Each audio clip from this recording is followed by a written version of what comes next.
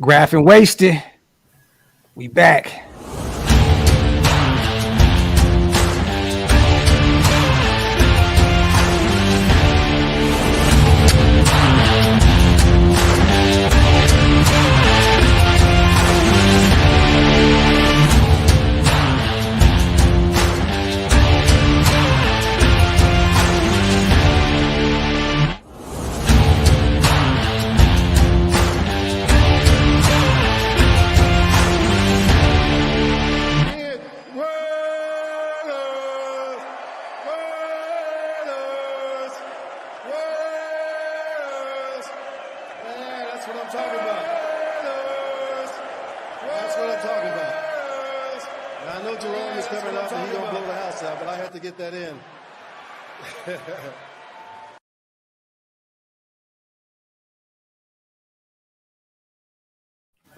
Yo, salute to everybody here in the building. You already know, man. Welcome to the latest installment of the Graph and Wasted, or the Wasted and Graph Show. However you want to call it, however you want to slice it. We back, man. I got my brother, man, Wasted Talent. What's good, bro? Hey, man, I'm excited today, bro. It's a lot of good news, man. It's a lot of good energy around the team, man. And yeah. It's good to come on here, man, and be positive. Definitely. Too much negativity already in the world, man. But shout out to everybody here in the chat, man. Appreciate you guys. As always, make sure you wipe them feet, meaning hit them thumbs up, pay your bar tabs. Also, hit that subscribe button on both channels, Raider Nation Unlimited and Oakland Las Vegas Raiders Network. Salute, salute, salute to everybody here in the building. Before we get to the meat and potatoes, right? We want to do something real quick, you guys. Shout out to our proud sponsors. Woodson Whiskey. Shout out to the GOAT, CharlesWoodson. Today, and we knew this for a while. I couldn't wait to for the news to drop. I was kind of throwing a little planting a few seeds here and there, you know what I mean? But Graph can't hold any water, man. But today it was officially announced, you guys, that CharlesWoodson and Woodson Bourbon Whiskey are now officially the bourbon of the Las Vegas Raiders and Allegiant Stadium. It's only right. It's only right. It's only right. It's only right.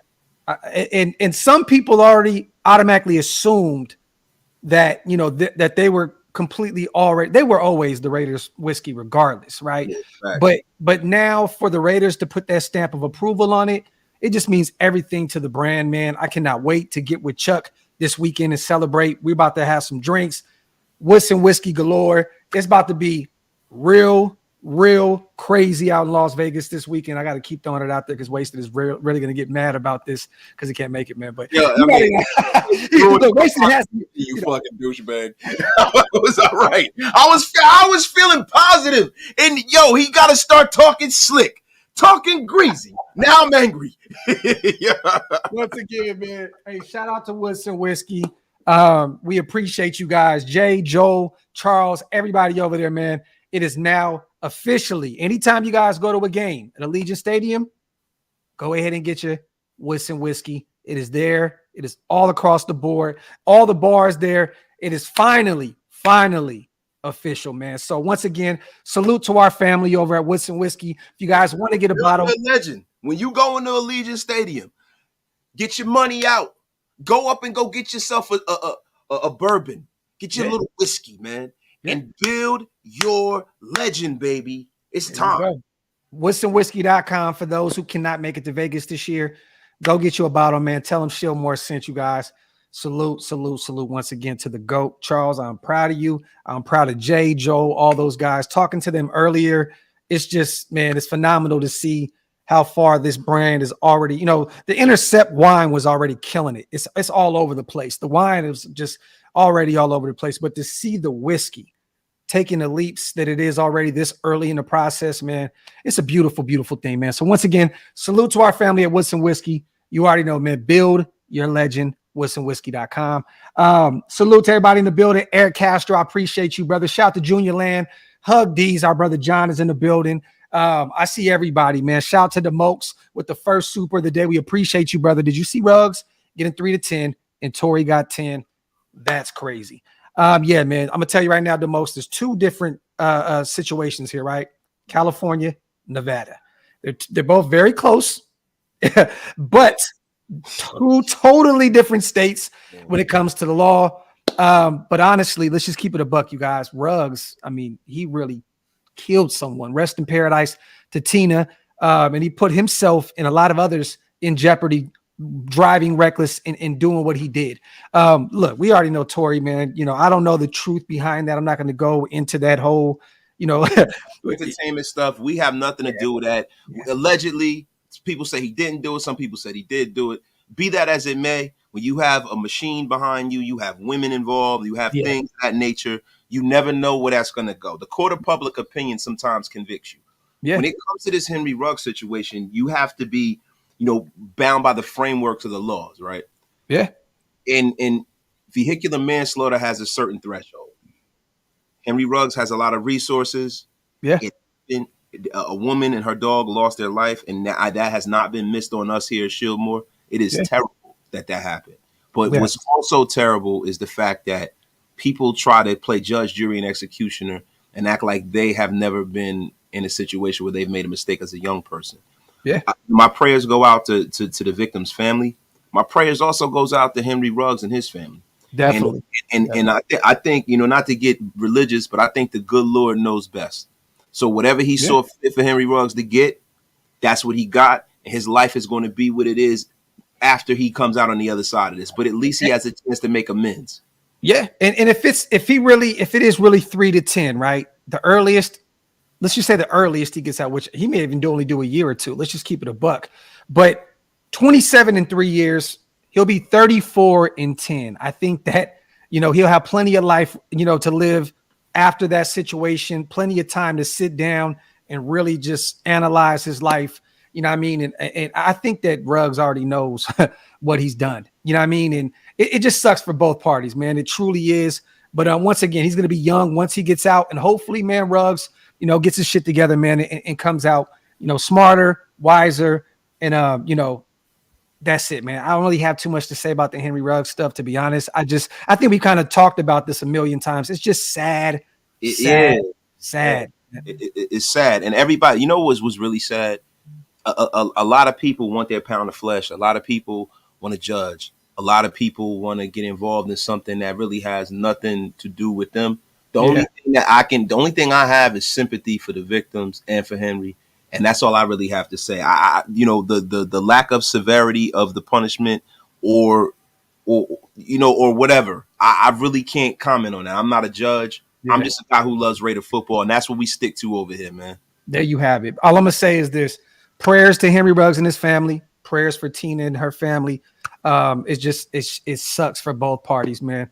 Simple and plain. Shout out to John, man. Wish me peace and patience today, my fellas. Going through some dad stuff. Trust me, me and Wasted, we're there a lot, and we talk each other's ears off daily about this kind of stuff.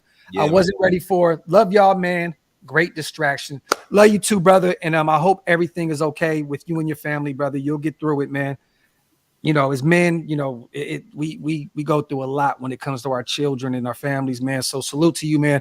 I'm gonna say a prayer for you tonight, bro. Hopefully, whatever you're going through, you get through it, man, and God grants you a little leniency, my brother. You know what I mean? And if I can impart a little wisdom on you myself, John, right? If it's something to where you have the opportunity to struggle with your children, that's a blessing. Yes, because some people don't even get the opportunity to struggle. They don't get the opportunity to be around their kids in the physical. And sometimes you have some people who don't have the propensity to stay around and care and actually love and take care of their children. So the whole journey, when you look back on it all, is a blessing. We're in the midst of it, but when you look back on it and they're going and they're out of your house, you're gonna wish there was a time where you were dealing with certain things, man. Yep.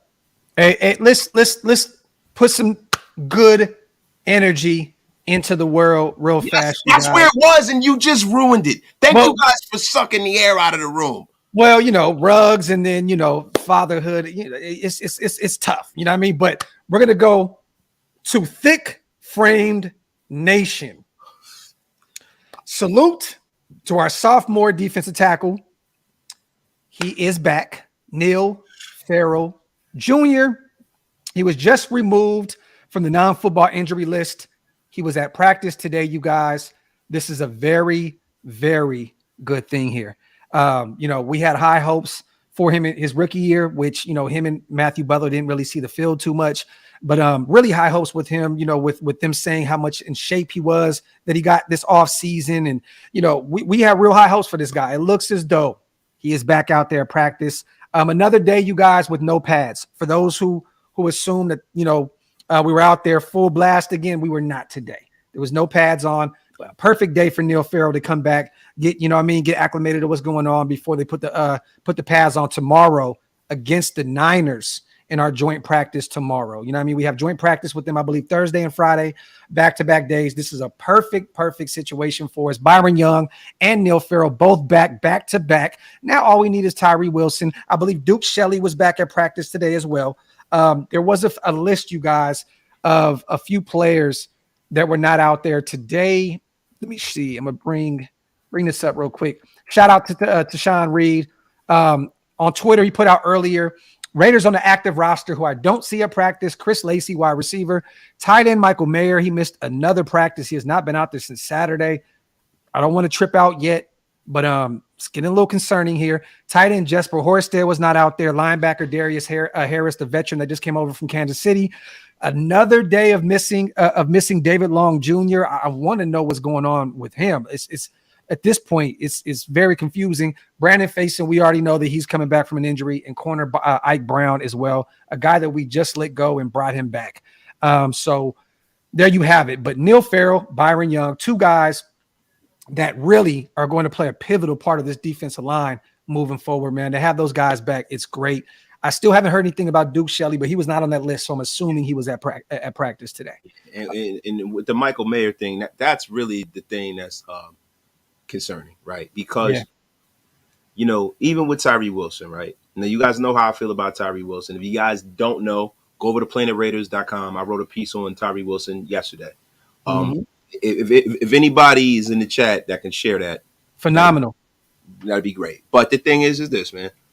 My feelings about it all was like, well, at least Michael Mayer will be there. Michael Mayer, I'm going to look at him as our first round pick. That's how I felt, right? Yeah. But if he's not out there, it's like, damn, I'm going to be real with you, man. This is very, very, very early in the process of camp and preseason. I don't think it's anything catastrophic with Michael Mayer. I think he's going to be fine, man. Yeah. And they're not sounding the alarms yet. You know what I mean? But it is a cause for concern, you guys. He hasn't played since Saturday. He's missed 3 or 4 practices. But live football coming up this weekend. Hopefully Mayer's out there with his teammates and he can get some reps out there against the Niners. This is the article right here that our brother Wasted put up, you guys. On Planet Raiders, phenomenal work. Waste has been on a tear these past 3 days on Planet Raiders, you guys. So go check out the work. Big Mike also put up a great article about Jacorian Bennett. Go check that out as well. And also, Wasted did an article this morning about our depth chart. Go check that out as well. And go subscribe, man. We're going to be dropping a lot of content this upcoming season on Planet Raiders. Oh, you guys, and real quick, those content shirts are coming soon. I got it getting worked on right now, you guys. So whoever wants one of those content shirts, reach out to us. Let us know what's up, and we'll definitely get you right. They will be on oaklasvegas.com for now. Until Wasted gets his shop up, they'll be on both. So stay tuned for that. You already know what time it is, man. Shout out to Miguel. Appreciate you, brother. New member on the channel. If you guys want to become a member, hit the link. It's pinned up top. Also, go over to Wasted's channel. Hit the join button. Also, man, it's definitely one of the best ways to support what we do, man. Appreciate you, Miguel. Shout out to you, brother. Thank you so much. Shout out to all the members and non-members in the comments section. Yep, he said that content. Also, let's talk about it.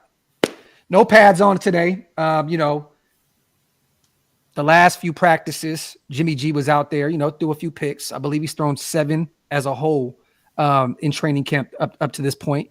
Our secondary, they've been at it. Ball hawks galore, been getting to the ball. It seems like everybody's been getting their share of picks here and there. Today, it was reported that Jimmy G had a phenomenal day at camp. Vinny B actually put out as well at one point. He couldn't even remember an incompletion. So Jimmy was out there cooking. This is Vinny B's tweet right here. Jimmy G having a stellar practice today at Raiders camp. Don't recall one incompletion. And then somebody asked him 7-on-7 or 11 versus 11. He said everything.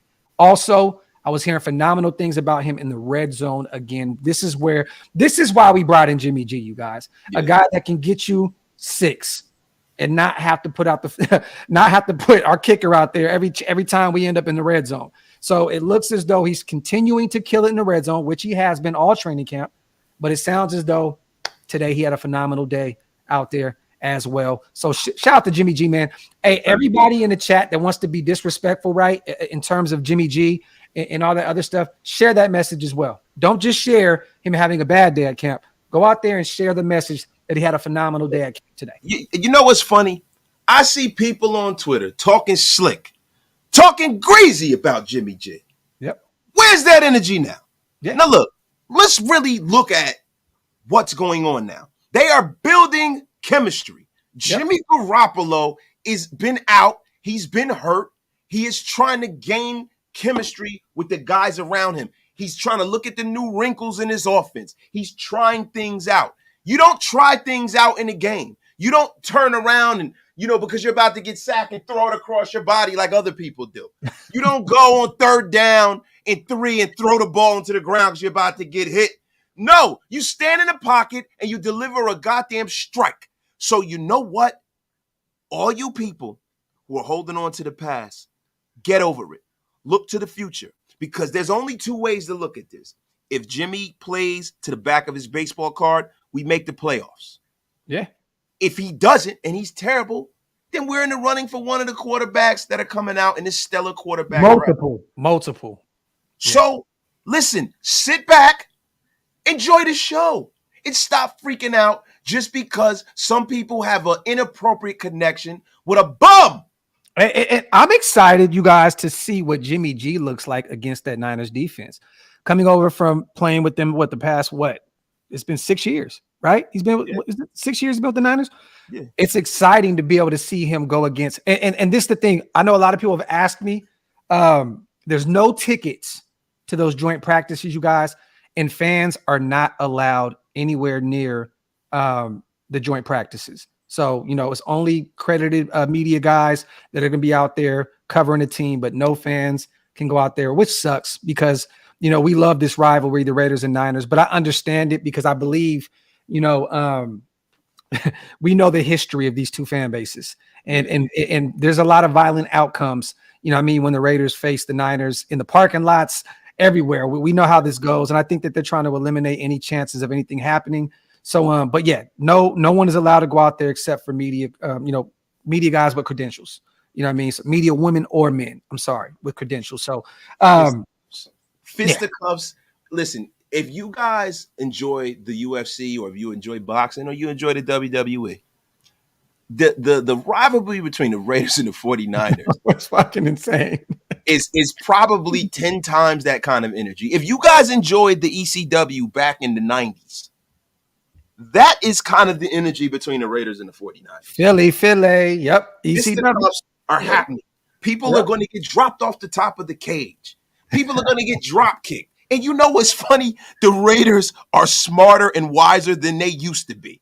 Yeah. They're like, we are in Las Vegas. We cannot have that football foolishness. No. That's it. So you guys are not allowed. Now, guess what? There are people that are in the media now. There are people who have media credentials that will be allowed.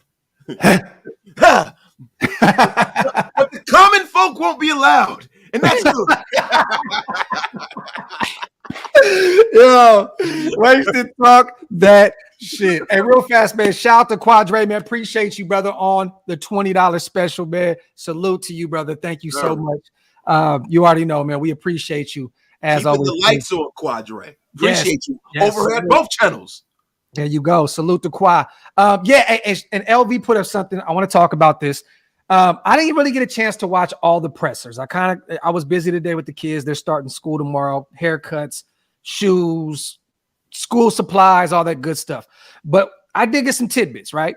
And this is something that I've been talking about. You've been talking about. We've all been talking about in Shieldmore pretty much all off season long since our rookie quarterback, 4th rounder out of Purdue, Aidan O'Connell, was gifted the number 4. They asked him, why'd you choose that number? And Aidan O'Connell said this: I didn't choose it. It was given to me. I would have wore any number they gave me. Period, point blank. I just want to play football, pretty much, in a nutshell. What do you think about that? Because I know a lot of people were making this thing bigger than what it was. Him coming in and just saying, I'm the next guy. And it wasn't that. He just said, I was given, they gave me the number. I just took whatever it was. And I know a lot of people are going to look at this as Josh McDaniels trolling Derek Carr. Come on, man. Let me tell you something. You know the problem with the National Football League letting people wear these weird numbers and stuff like that? Shit like that happens. Yeah. Because you got guys that are on the defensive side of the football that are number 12 and wide receivers that are number 12. You got a defensive end who's number 9. Yeah. You got guys in this, like, how many numbers are available to a quarterback now? Mm-hmm. Because if you look, like, Jacoby Myers is 16. Yeah. Devontae Adams is 17. Yeah. Right.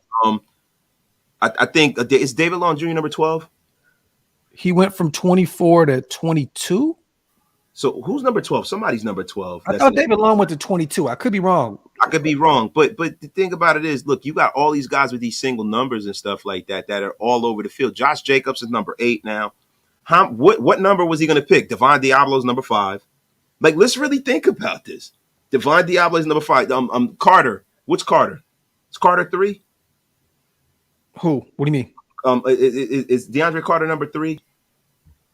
Yes, I believe so. DeAndre Carter's number 3, right? So what number 22, is 22? David Long went to number 22. So there was probably 12 available, and I think somebody has 12. There's a DB that has number 12, right? Tyree Wilson is number 8. I'm number 9. You got a guy that's wearing number 8, Josh Jacobs. You got Jacoby Myers wearing number 16. What number? Devontae Adams number 17. What number is the guy gonna have? Oh shit, you're right, Ma. Long went to 28. See, they got so much weird. Like when you type in Carter was 3. It's 25, 22, like 40. He's been so many different numbers. They have him as 22, listed at 22. Yeah, it's 28. He took Josh's old number. Yeah. So look, right? You got a linebacker that's number 5, right? Carter is number 3. Philip Dorsett is number 11. He took 9, like 9, 8, 11, 17 is gone. 16 is gone. Yeah, we got some 14s in it. Like, so you got guys wearing these weird numbers, man. It is hilarious, that default picture. But Tyree's likely changing to 53. That's what's on his pads, and 9 can't be worn on the D line. We were expecting him. They had him listed as a linebacker. That's the reason why he was able to finagle it. But I'm just saying. Then you got Hunter's 13, right? Yeah. Hunter's 13. Yeah. AJ is 6. But listen, DJ Turner's 19. Yeah. So Marcus Epps is number 1.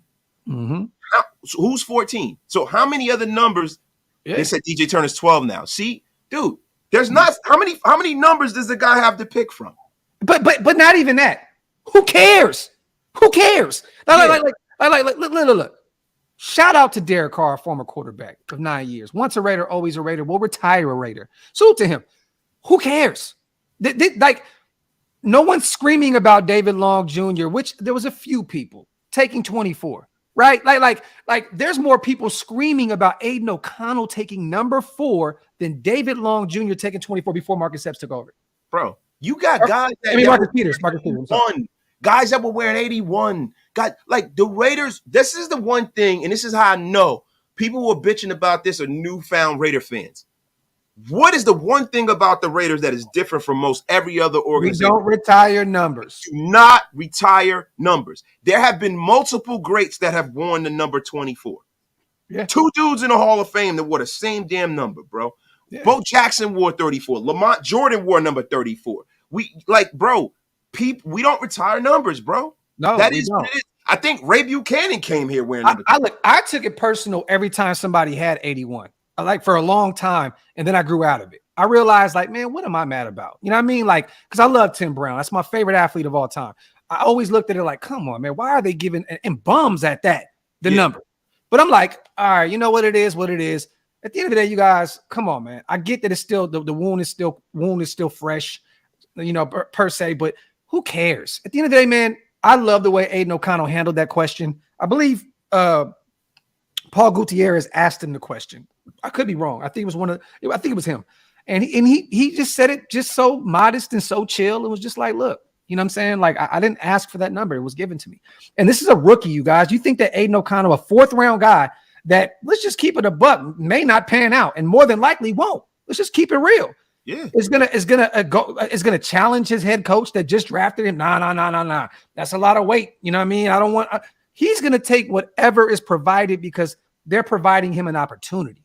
So at the end of the day, man, let's just chill and relax on this whole Aidan O'Connell shit. I hated that they were cooking him for that. You know what I mean? I think it's in bad taste, and I think that people think that players have more control over things than they do, especially a guy who's not a highly touted pick, especially a guy who's really in a position where he has to make this roster.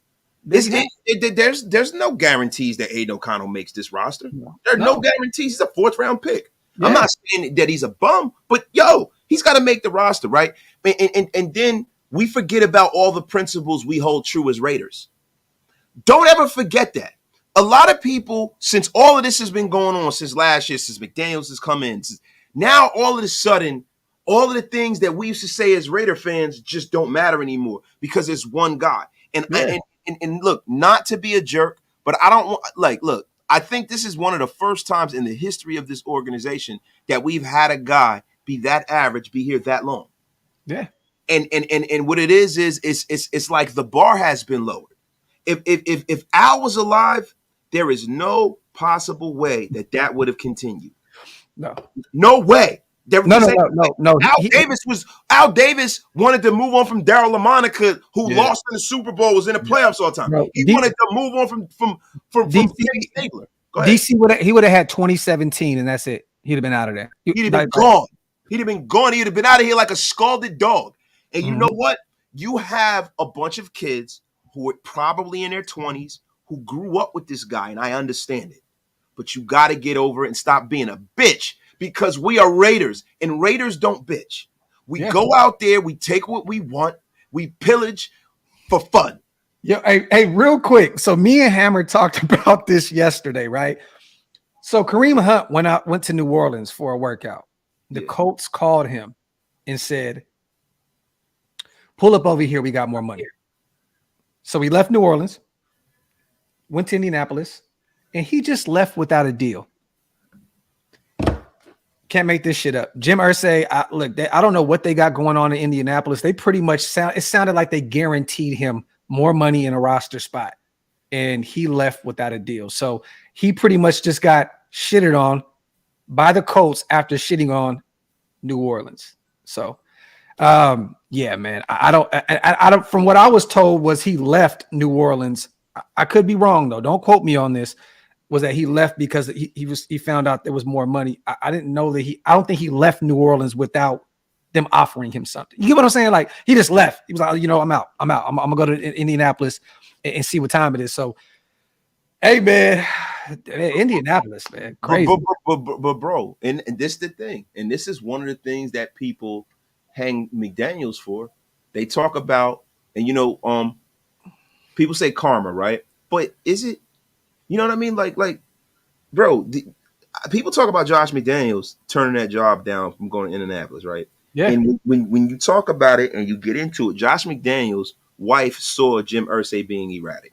Jim Irsay is an owner who is funny. If he was a player, he would have been suspended for the whole year. Some of the shit he's done. Driving drunk, getting popped with pills and all kinds of stuff, right? Jim Irsay is Stuart Schweigert. Come on, man. Nah, man. Look, I ain't even putting that on Stu, bro. Shout out to our brother Stu. I'm not even putting that on Stu. You know who Jim Irsay is? Jim Irsay is JoJo Dancer. He's around on the carpet circuit searching for rocks in the carpet. He is a crack weasel, and he owns a team. And that's the only thing is he was born into wealth and he owns a team, right? Yeah. If I was Josh McDaniels, I wouldn't have even allowed it to get that far. Yeah. Josh McDaniels made the right decision for him, and he's better off for it. So you know what, man? I feel bad for Kareem Hunt because you got to chase the bag as a running back. Definitely. You have to, because these teams don't give a damn. So I don't feel bad for the Saints. F them, right? But conversely, he wants to start. Yeah. Somebody else will give him a bag. Oh yeah, definitely. The Saints might come back around the dance floor and say, "Hey, man, Yesterday's price is not today's price. We offer you less. F you. Well, Hunt also knows that after week 3, he's pretty much a done deal. They got Jamal Williams, you know what I mean, in free agency. They got Kamara coming back after week 3. At that point, Hunt is expendable. You know what I mean? So he's probably going to be looking for another job at that point anyway. You know what I mean? So he's probably like, I want to go somewhere and like you said, you know, an opportunity to start and a little bit more money. The Saints ain't going to provide that. They're already paying two running backs. So, you know, in a league that doesn't want to pay one. You know what I mean? So Jets definitely hammer. They could pick up Hunt for sure. Shout out to the 600 plus people in the building, you guys. Salute to you guys. Make sure you wipe them feet, meaning hit them thumbs up. Also pay your bar tabs. Hit that subscribe button on both channels, you guys. The Oak Las Vegas Raiders Network, Raider Nation Unlimited. We appreciate you guys so much for rocking with us. Let's talk more, man. Like I'm seeing right now, right, with David Long Jr. I talked about this yesterday. I'm not going to beat this to shit because, to be honest, I wasn't that high on that pickup anyway. I just thought him coming from the Rams, you know, we love grabbing these DBs from the Rams wasted. You know, Tyler Hall, Marcus Peters once a Ram, David Long Jr. I mean, LaMarcus Joyner in years past. You know what I mean? Like we always do this. But I was assuming that they maybe seen some. What do you at this point with him missing so much training camp? He has to be the odd man out now, right? Like initially, I had Amik Robertson. I'm looking at it from a standpoint of now, like he's out there. You know what I'm saying? And apparently he's making some plays. You know, we know he has that dog mentality. It's just the measurables that sometimes is very, very difficult to overcome. But like at this point, I don't even have him making this roster. You know what I mean? I know preseason one, you know, the first game is coming up this weekend, so it's still fairly early, but it really ain't. Like it ain't. Like no. You need reps as soon as possible, especially in a new system. How do you feel about that? Like is he kind of that odd man out now? Because Webb is performing well.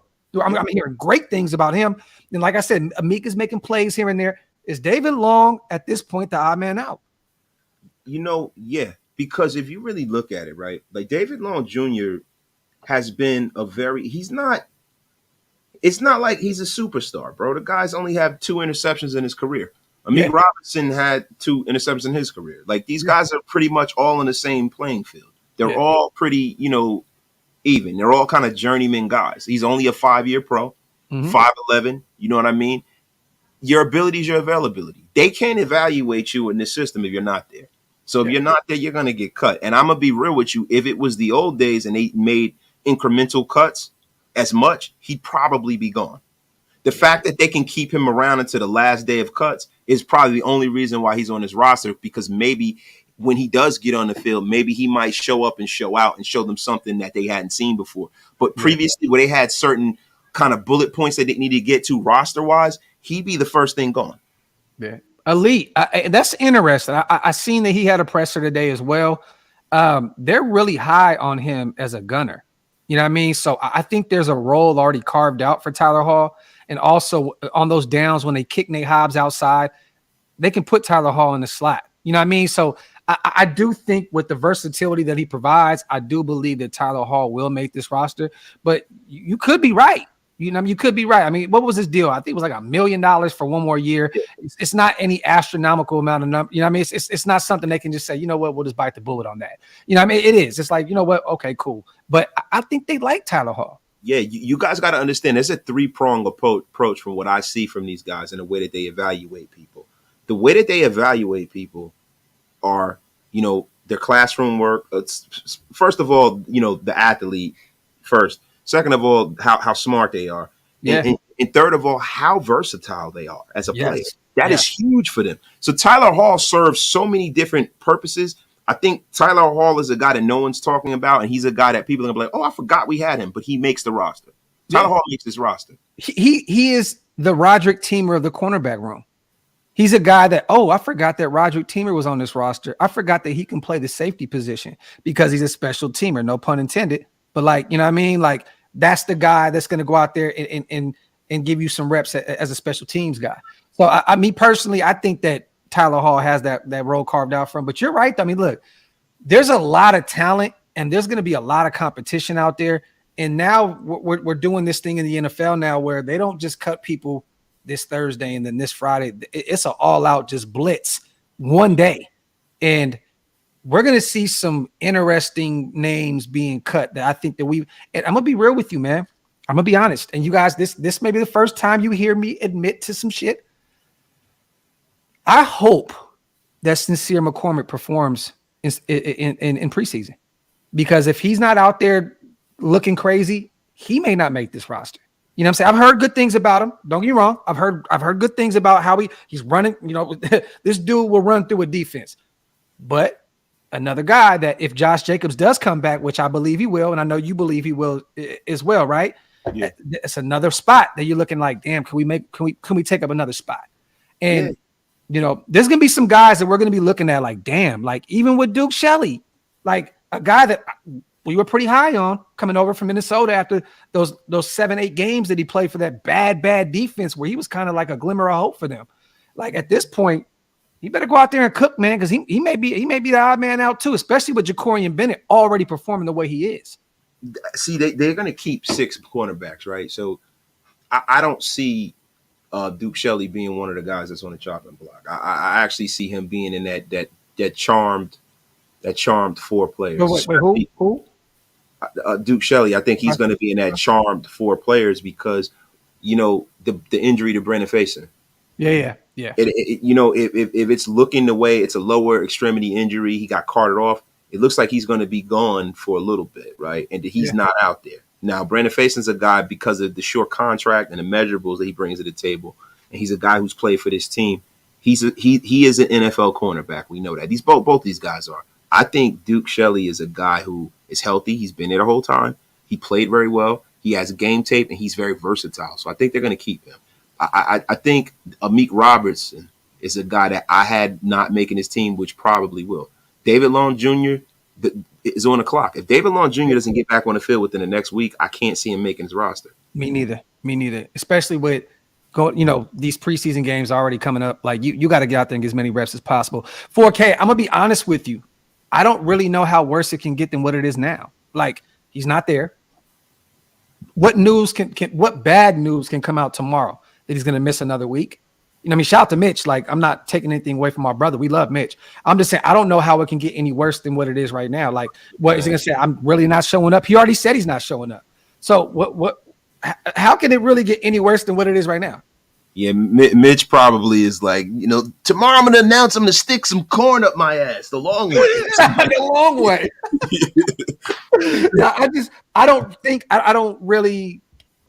I don't really know how it can get worse than what it is right now, you guys. I truly don't. He's not there. He's saying he's not showing up. I mean, he's not injured. So, I mean, like, what else is there? I mean, it can't get any worse than what it is. Shout out to my dog, Raider Jimmy. I love now that StreamYard is showing our members and showing like how long they've shown. I love that. I love it, man. Shout out to Raider Jimmy. Appreciate you. Docs are wasted. My dogs, keep up that content.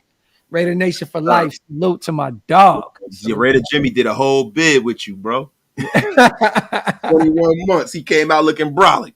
Yeah, man. You know what I mean? I mean, Elite. Okay.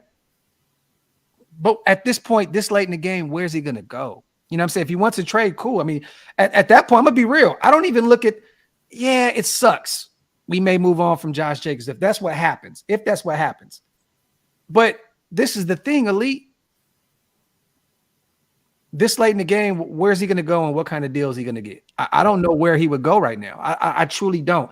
The Jets have, I believe, $12 million in salary cap right now. They've been talking to Dalvin Cook. I believe Dalvin is like, he wants $10 million.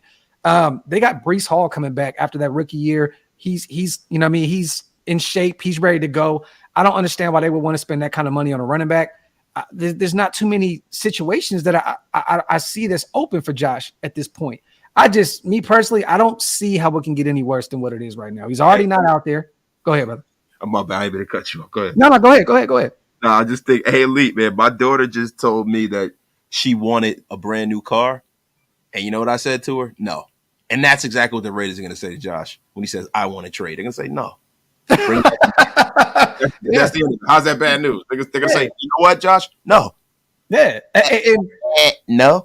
And you're gonna get all these. You know, I seen Bleacher Report basically say we should send Josh Jacobs. I forgot what team it was. It might have been the Jets. I think it was the Jets for a 3rd round pick. Right? Come on, man. Like, do you truly believe that's going to happen? It's not. It's not. 12 million in cap space. The Jets have a defensive-minded head coach in Robert Salah. I don't see them making that connection when they already have a guy like Breece Hall that can be a top 5, top 7 running back in this league now that he's healthy, a guy that's a dog. So, I don't know, man. Salute to our guy, Lord, at work enjoying the pod. As an Oakland native, if anybody confused about the Raider and Niner beef, just know in 2011, 2 people got shot and 1 put in a coma. Facts, Lord. Facts, my brother. I was home for this shit. And that was just a preseason game when it didn't matter. And after that, Lord, they basically said we would never play them again while we were both in the Bay Area. Yeah, they said the Raiders and Niners, no more preseason games. So, now that we're in Vegas, it's kind of it's kind of easier now because you ain't got to just cross the bridge. You know what I mean? It's like, okay, maybe there's a different aura around this situation. We know Oakland, the tailgating experience is too easy to get somebody. It's insane, Lord. Anybody from Northern California knows what time. Bro, it's crazy. I heard back then during that era, E40 went home and beat the hell out of himself because he wears Raiders and Niners shit. And word is Richie Rich and Too Short sent them a tweet about it too because they Raider fans. You know what I mean? So salute to Sean. I like this just because he flexed his 21-month membership, 22 months. Salute to my dog Sean. He's been rocking with me for 2 years pretty much. Salute to my guy Sean. I appreciate you, man. If you guys want to become a member, hit the link. It's pinned up top, man. And shout out to Big Perk, 23 months right here. Wasted. Are you happy to see your thick framed bro? Salute to our brother Perm. I'm happy he's back on the roster. I'm not happy to see him because that's like disgusting work. But I'm happy he's back on the roster because look, man, I really want to see some of these draft picks pan out. So the more draft picks pan out, I feel like the better results we get because these are guys that they saw that they pushed. The organization will have more rope with them. They'll be behind them more. And also they're young guys. We want to see our young guys produce. So we don't have to pay those old veterans and we don't have to go out there and scour the free agent market. We can just bring our guys home and keep re-signing our own guys. Yeah. Hey, do you buy into the first depth chart right now? I know we kind of touched on it last night when you called in the show. Do you buy into right now? Say week 1 is tomorrow. We got through preseason. All that good stuff. With Neil Farrell back. Is Tillery and Bilal Nichols the 2 starting defensive tackles if football started today? Yeah, I can see that because they're NFL caliber guys that have started in this league before. You got Jerry Tillery, who's a pretty high draft pick. You know what I mean? He's a guy who's gotten a lot of snaps. And we have so many young guys that they might have to exist under that. But the thing with starting for this defense, especially in the defensive interior, that's really subjective because you can quote unquote start and get less snaps because in that particular scenario, the young guy fits what they're trying to do defensively better. Yeah. Patrick Graham is going to use that New York Giant kind of mantra. The New York Giants, back when they beat the Patriots, the 16-0 Patriots, they had like death by 1,000 cuts. They had Big Freddie Robbins. They had Justin Tuck and Barry Caulfield and all of those guys, and they would rotate those guys in and out so you never got a break up front. Yeah. That's the thing about offensive linemen. That's why people got to give offensive linemen so much credit because they're so smart. And your best offensive linemen normally are on the field the entire game. They take every snap. It's not like that with their defensive counterparts. So when you keep rotating guys in and out based off of the scenario and the situation, that's hard for them to deal with because you got a fresh guy coming at you all the time. So I think the whole starting narrative, it's more so who makes the roster because I think they're going to utilize all of those guys almost equally. Yeah. Mo, I seen that too. Don't buy into that depth chart. Yeah, the Falcons have Bijan Robinson as running back 3 on theirs. You know what I mean? So that chart isn't written by the coaches; it's written by the media, and not the media. It's written by the team. It's written by the team. The team provides it. The team media the intermediates to the media, right? Like it's not the media, but the people who deal with the media for the team public relation officers. So it's not written by any of the coaches because the coaches can't commit to anything right now because they're still evaluating these guys. Yeah, exactly. And even with Alex Barr is at right guard. I think that's going to change. You know what I'm saying? I know Wasted had him initially starting at right guard, which at this point, let's keep it real. You're right. You know what I'm saying? But they're still evaluating. This is the thing, you guys. This is somebody do me a favor, clip that. This is the thing. I've admitted you were right a lot. You just don't do that with me, but it's cool. It's cool. You call me on the phone and be like, "Yo, you were right," but it's cool. It's cool. But look. How do you name McClendon Curtis, right, or Moody, the starting right guard, without even seeing them have any reps in any preseason action, right? So you're going with the guy like an Alex Bars that played some starting minutes for us last year at right guard.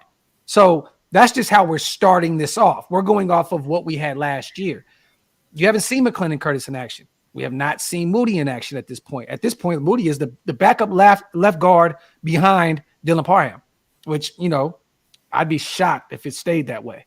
But we got to see some snaps. We got to see some things going on before we truly go out there and give Alex Bars that job or give Tillery the job.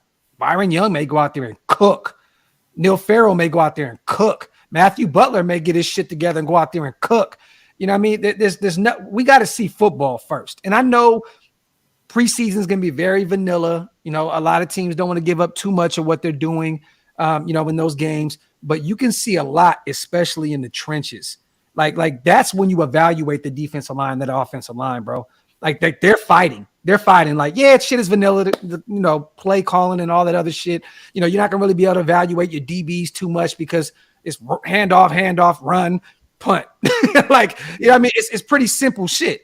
But like you get to evaluate the trenches. And I'm excited about that defensive line and that offensive line and watching them in these next 3 games against the Niners, Rams, and Cowboys. See, this is the thing about preseason. Like preseason, that's why when people say that it doesn't matter if you win or lose in preseason, it a lot of times it doesn't. Because what the coaches are doing is they're evaluating individual players within a team construct. So they have to play within that team construct, but there are certain plays that they might run to evaluate a player that's on a bubble. And they might put him in that same scenario and take the other 2 guys that are in this position and put them in the same look, put them in the same scenario and see who comes out better, right? Yeah. And they compile that information along with their practice habits and class habits and personalities and all of that kind of stuff. And that's how they make their decision, right? So that's why preseason is super important. And that's why a lot of times when we ask and you ask us what we think, who's going to make the roster and all this and that, when there are these guys that are at the back end of the roster that we haven't really seen a lot, we can definitely surmise who's going to make this roster based off of the level of play. Yeah. We can definitely surmise that. We can't now. We're just pontificating on some bull. And to be real with you, previous to this, there were a lot of head scratchers during the Gruden regime because we would have people that were making a roster. You'd be like, what the hell? Why did this guy make this guy? Was terrible. Yeah. You're not going to have that with Josh McDaniels. I can almost guarantee you it's going to be boilerplate based off of who you see. Yeah, facts. Salute to everybody here in the building, man. Appreciate you guys for rocking with us. Make sure you hit them thumbs up. If you're not subscribed to the channel yet, you guys, make sure you hit subscribe on both channels. Raider Nation Unlimited, Oakland, Las Vegas Raiders Network. Salute to everybody. Real quick, I'm just pause for the cause real quick, you guys. PlanetRaiders.com. Go check out me and Wasted's website, man. We worked hard on it. We got a lot of great articles on there. Wasted and Big Mike have been writing crazy. And finally, shout out to Skinner. I see you in the chat. We will be dropping your article tonight. So salute to you. I know you wrote something on the AFC West and all that good stuff. We'll be dropping that tonight, man. Salute to Skinner. Frank the Tank Skinner, baby. There we go. He's down with us. There we go. OakLasVegas.com. You guys go get some drip support. I just put up 3 or 4 new t-shirts on the website. Go check it out. We're not done yet, you guys. Get some questions in. Let's talk for a little bit before we get out of here. We still got almost 700 people in the chat. Salute to everybody here rocking with us, man. Salute to Rod Gas and salute to Michelle Rodriguez as well. Happy early birthday. Let's get it. Let me see. Adam Plant Jr. is 3rd on the depth chart behind Chandler Jones. Facts, D. Bernie. Shout out to Top Beats, our brother, man. Planet Raiders. Great Top Beats. Yes. Salute. So is Jimmy G playing in a preseason game? Primos, I would not want to see him out there, and I don't think that Josh McDaniels does either. What do you think, Weston? I want to see him get at least a series or two. Okay. I want to see if he can move. My dog Joey Cheek, yo, Jersey representative, Beast Coast. Everybody, I meant to say this. Everybody on Graph Channel 2, right? If you are from the East Coast, wherever you are, I want you guys to put hashtag Beast Coast. If you guys are linked in with any Raider clubs, any Raider bars, wherever, I want you guys to send myself, Graph, all Shieldmore your information so we can link y'all in. We're trying to do some more events on the East Coast to try to bring this whole nation together. That is what Shieldmore is all about. We are about bringing the nation together, the real nation. Yes. You know what I'm saying? That's what we are about. So, we're going to throw some events on the East Coast. We started off last year at Peter Dillon's, and it's going to keep going, Beast Coast. And, the West Coast, y'all ain't got to bang on us. We know it's a West Coast team. We love the West. We're always in the West, but we're trying to bring it all together. Yes, we are. Because Raider Nation is worldwide, and we want to show the power of Raider Nation. And fans like Wasted, like Hammer, are treated like aliens, man. Out there in the East Coast, they're in Eagles, Giants, Jets territory, man. So we want to make sure that this is it's a normalized thing out there that the Raiders are getting put on. We got fans everywhere. So look, I'm gonna be real with you, bro. I look here, Giants, Jets, a lot of Cowboys fans, but man, there's a whole hell of a lot of Raider fans out here, and I want to show the strength of Raider Nation in the East because it's a lot of us, man. Yeah. Hey, Ernie, if you're in Vegas, just put it like this: we got one Sunday.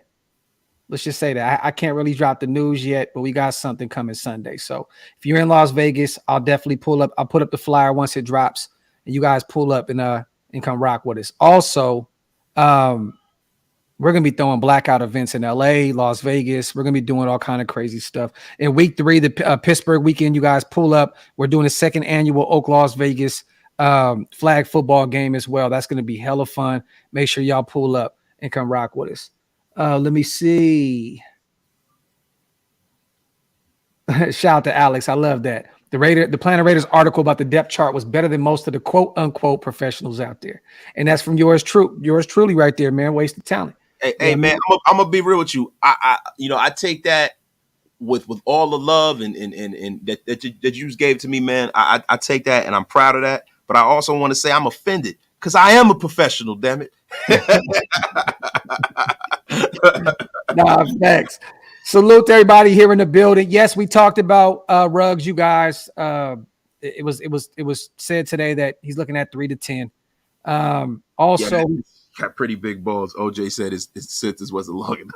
Oh shit, bro. Shit. That's funny, man. OJ, that was one motherfucker that don't need to talk about this shit. Yeah, you don't need to talk about nobody sitting juice. He said he got away with it, but he ain't get away with it. Shout out to T-Rex. Nah, hey, but we talked about Jimmy G, man. It sounds as though he killed it today, you guys at camp. It continues his success in the red zone. One of the main reasons why we brought him into Las Vegas. Also, Neil Farrell Jr. is back from the NFI list. For those who have no idea, it's non-football injury list. He came back. He practiced today. I believe Duke Shelley returned. Don't quote me on that, but I did not see him on the list of players that weren't out there. I was really excited about the Duke Shelley pickup, so I'm hoping that he goes out there and gets as many reps as possible because I want to see him against the Niners. I definitely want to see him go out there and be one of those starters on the outside against those Niners. Let me see. Oh yeah, Al is from he's from it's Brooklyn, right? Yeah, but didn't he live in or wasn't he born in Massachusetts or some shit? Yeah. I mean, Brockton, or what's it called? Well, no, I don't think he's from whatchamacallit. Rocky Marciano's from Brockton, and you know what I'm saying. Marvin Hagler trained out of Brockton. Marvin Hagler's actually from Newark, New Jersey. Yeah. But I know Al represents Brooklyn, but he was born in Brockton. In Brockton. Al Davidson from the Brook. Yeah. He Brook 9. He's born in Brockton, but he was raised in New York for a while. Yeah. He went to high school in New York. He went to Erasmus Hall in New York City, Brooklyn, New York. Junior said, "Is that merch you holding out on wasted?" Oh, you know, it's coming, bro. It's coming. It's on the way.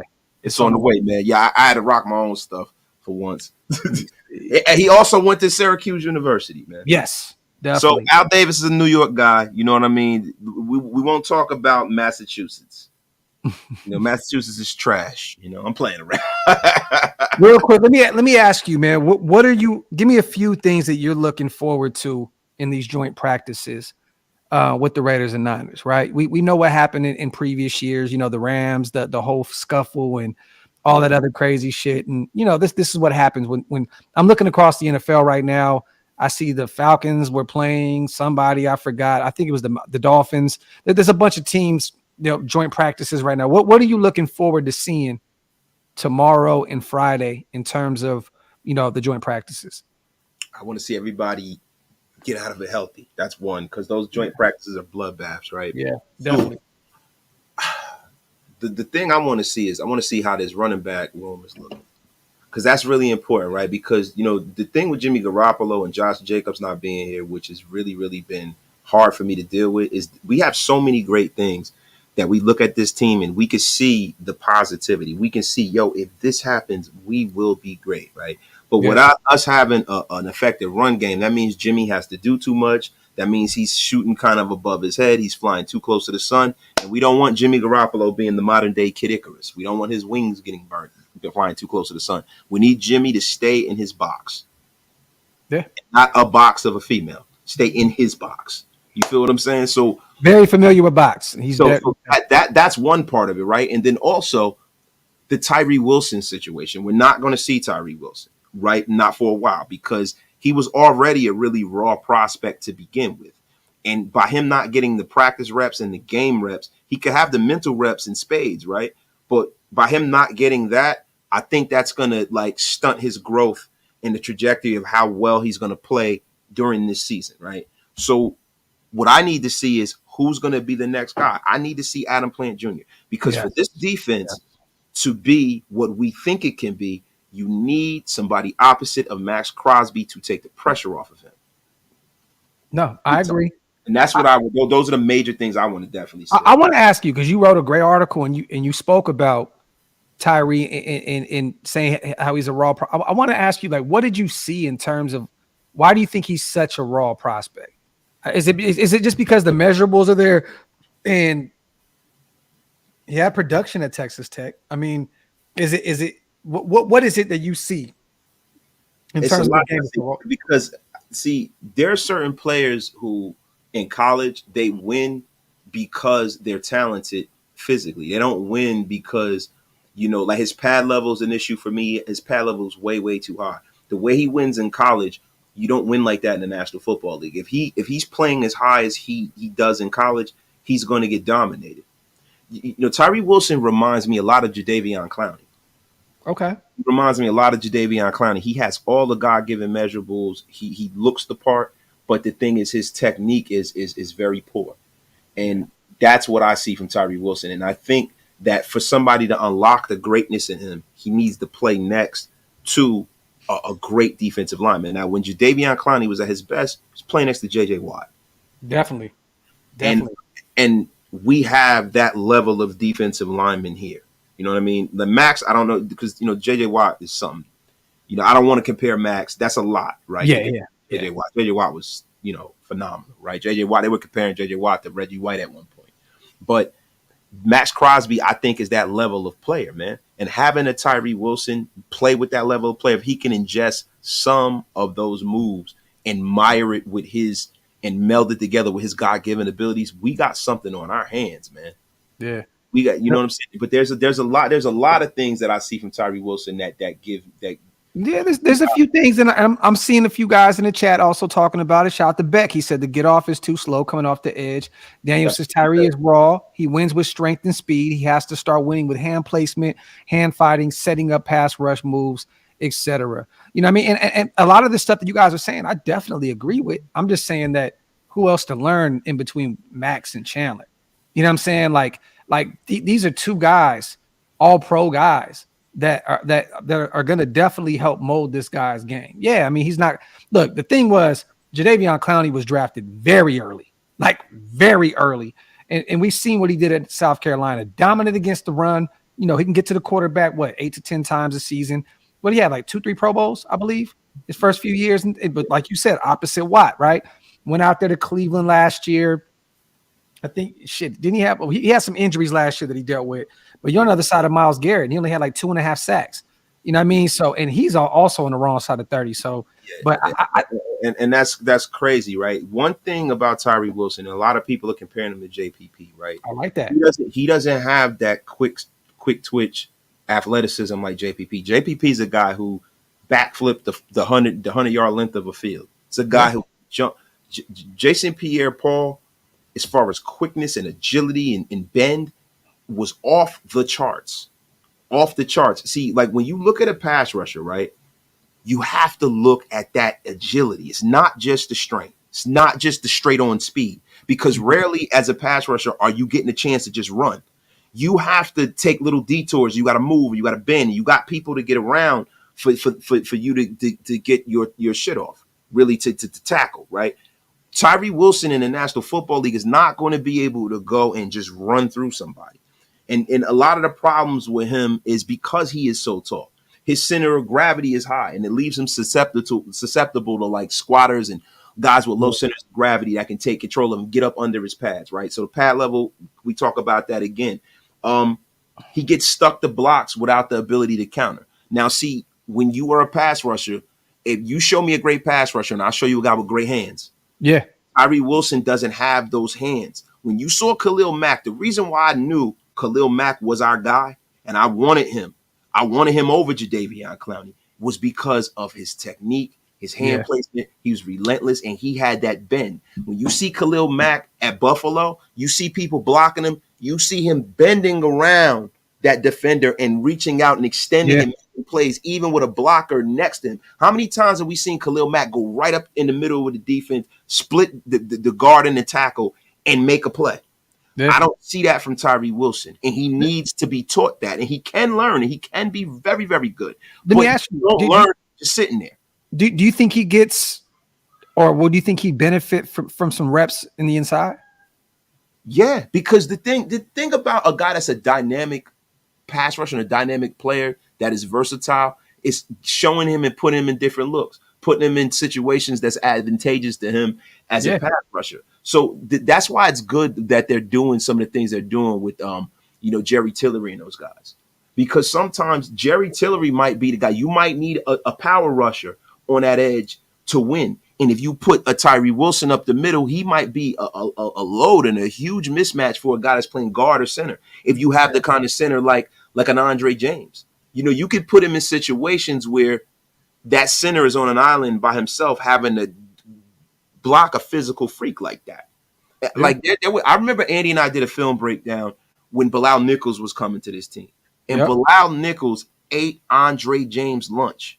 Ate his lunch. There's not many centers in the National Football League who can block a dynamic pass rusher straight up. There's not a lot, man. Yeah. Salute to Q. I want to see what the guy from Africa looks like. Where's he from? He's from Nigeria. Nigeria, right? Yeah. Yeah. He looks like he can be a future star. We got to pump the brakes on that, Q. Measurables, are there. The great thing about that portal, he doesn't take up a roster spot. You know what I'm saying? So he's going to be on this roster regardless. We get a chance to really sit back and just actually develop him. But I'm going to be real, Q. I have not heard anything about him yet. Nothing. Yeah, I don't think he'll make this roster. Well, even then, you can sit him down and practice squad him or whatever. He doesn't take a roster spot. But I'm with you. I don't think he has. He's not going to make the 53. You know what I mean? Let's just say that. But they can sit him, develop him for a little bit, and see what they got. Salute to Jacob Docs and ways to work. We watch the practice game. There's no practice, Jacob. You can't watch it. There's nothing. It's private. There's only I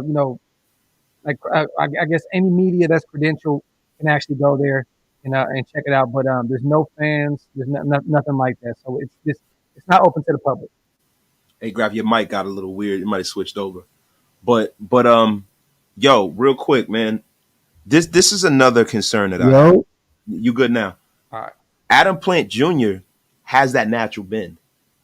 Mm-hmm. I think Adam Plant Jr. might be the Max Crosby to Tyree Wilson's Kareem Farrell. I really do, man, because the problem with Tyree Wilson, right, is the fact that he has questionable speed to threaten the edge, right? Quickness is a weakness for him, right? And he plays with his pad level too high. These are all three things as a pass rusher that are deadly. Yeah. Just go back and look at Derek Thomas. Look at Lawrence Taylor. Yep. Look at Reggie White. Look at all of their highlights. What are they doing? They are bending. Bruce Smith, who had a better bend than Bruce Smith? Yeah. Now, I know I'm naming probably the 4 best pass rushers of all time, right? No, I know that. I know that. I hear you, though. You. This is nothing but facts. Nothing but facts. Let me see. But you guys got to look at this. Everybody's falling in love just because we took him, right? And this is the reason why I went nuclear when we took this guy. Yeah. Because he's a project even if he's healthy. He's a project even if he's healthy. So for me, I'm like, all right, this guy's a clean prospect. He's a good kid. He's big. He's strong. Great. No, right? Nick, real quick. Hey, Nick, Jacob was talking about the practice tomorrow. The game is definitely televised. It'll be all over the place. The game will be on all over the place. So, yeah, but within that, right? So if you got a guy with a questionable pass, right? He's got a question mark, right? And then you got another guy who has an injury question mark. Those are 2 major red flags. So you split the baby and you take the better player. And Jalen Carter was clearly the better player, man. No, I agree, and I think he fit more of what we needed. Salute to Black Sunday. Yeah, I think that was Q that actually said that he was. You're right, Black Sunday. I do believe that was the only thing that I heard about him. The young pup out of Nigeria was that he was working with the special teams, which that's where he should be right now. Let's just keep it a buck. Like, he's never really played any real football. You know what I'm saying? Like, he's never played it down in the NFL. Like, did he play any collegiate football? Like, he didn't play any collegiate football, right? I think he sung "She's Your Queen to Be" in the first. In the first Coming to America, he might have. I don't know. He kind of favors the guy who sung. I'm kidding. He probably wasn't even born when that came out. Yo, he's stupid, bro. Oha, get the royal baggage. Yo, let me see. Shout out to my dog from CPT, man. Say I'm crazy, but I want to try Curtis McClendon at defensive tackle. If he's that massive and strong, okay, persecute. Okay, so we know where you at with it, because that's not gonna happen, brother. Curtis McClendon. It might be another guy I've never heard of him. I thought his name was McClendon Curtis. Oh, yeah. Swap him. Yeah, he had a dyslexic thought. It's cool. That's my dog, though. Shout out to my dog from CPT. We already know what it is. He said, that boy good. Shout out to Oakland Fed. Can't jump into too much conclusions.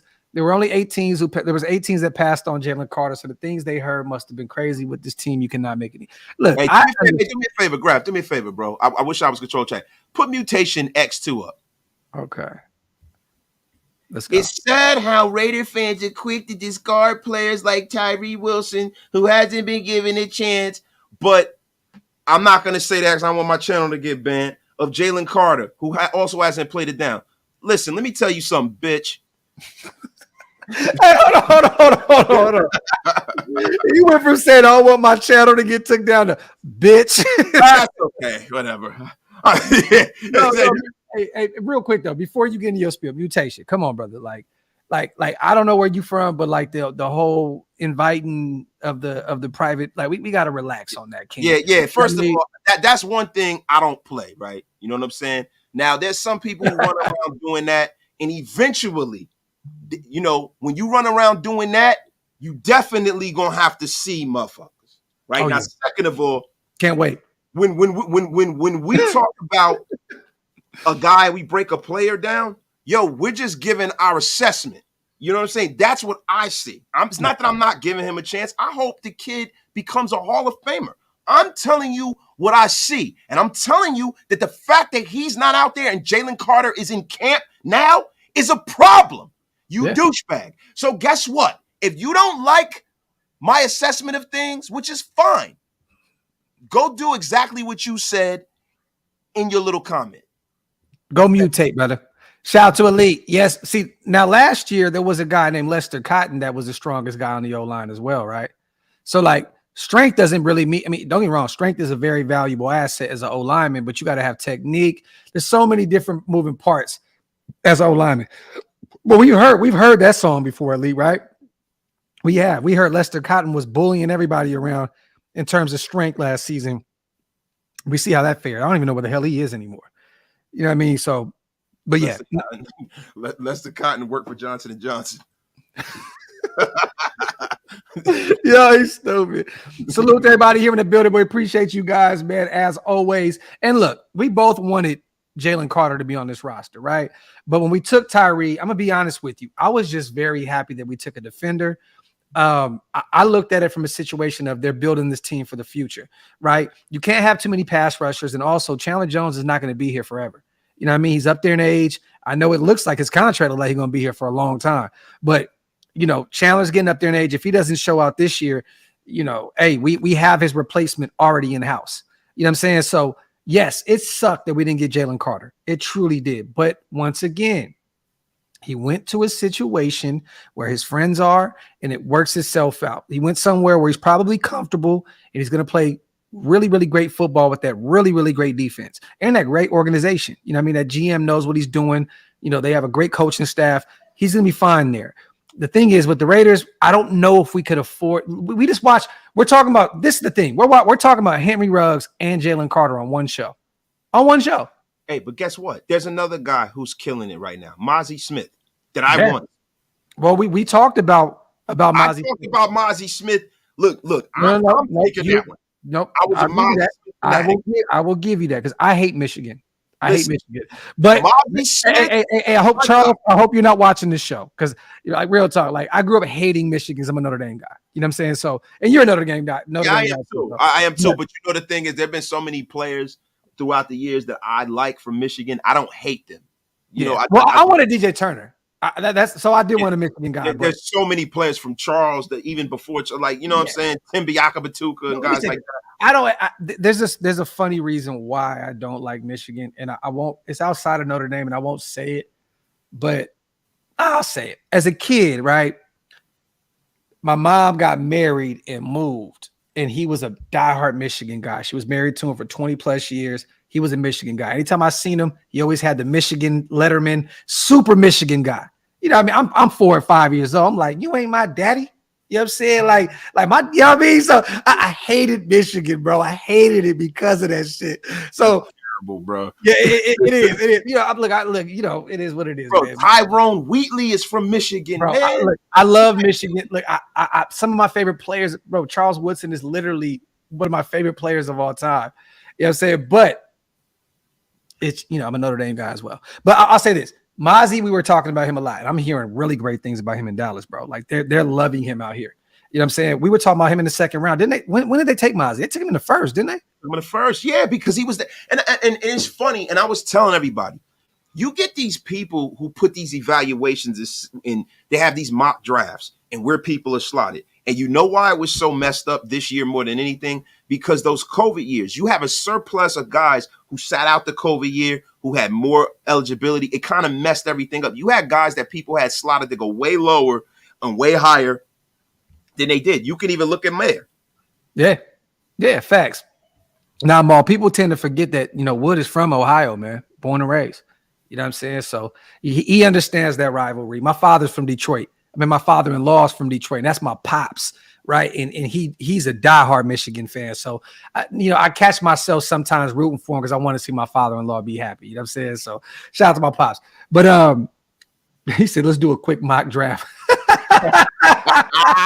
Yo, we have no evaluations on any player up to this point. Maybe 4 quarterbacks, and maybe Kool-Aid, the corner out of Alabama. Other than that, right?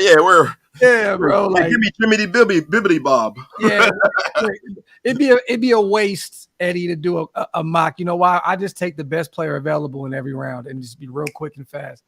You know what I'm saying? Let me see. Salute to everybody here in the building, man. You got anything else to say to him, bro? Nah, man. I'm about to go to the gym, man. There you have it. I think I'm going to do the same thing. I will be in Vegas, you guys. Once again, tomorrow I'm going to go get the beard cut, get right. Friday morning, I will be in Las Vegas. If you guys are local, you're out there for the game, you guys are anywhere out there, make sure to DM me on Twitter, Graphic Raider, or Instagram, Graphic916. Let me know where you guys are at. I'll keep you guys posted where I am. Come through, have some drinks with your boy. I'm gonna be out there with the wife. With Big Mike's gonna be out there. Stu's gonna be with us. C Wood's gonna be out there, you guys. So make sure you guys, if you're out there in the area, hit me up, pull up, and come rock with us. Other than that, man, kind of slow day in the news. Not really too much to talk about. But we will be doing. We talked about this last night. I think we're gonna do a Shield More show tomorrow night. So if you're free, waste it. Let me know, because me and Hammer were talking about it in the DM yesterday. We want to get the guys together before I leave. You know what I mean? So, that'd be nice.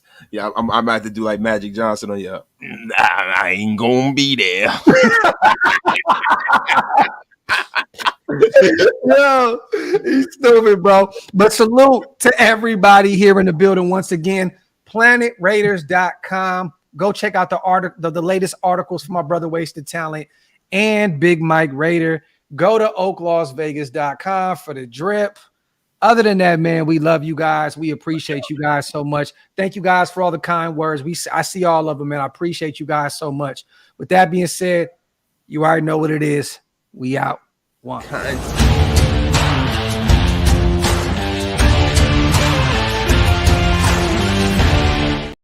Content.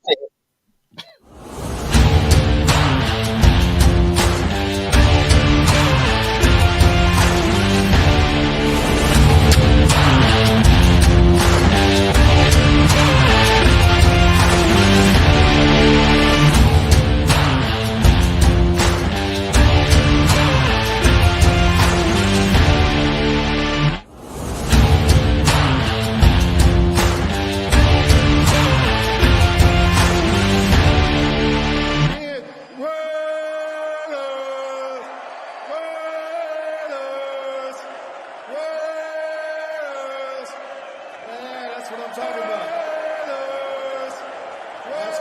about.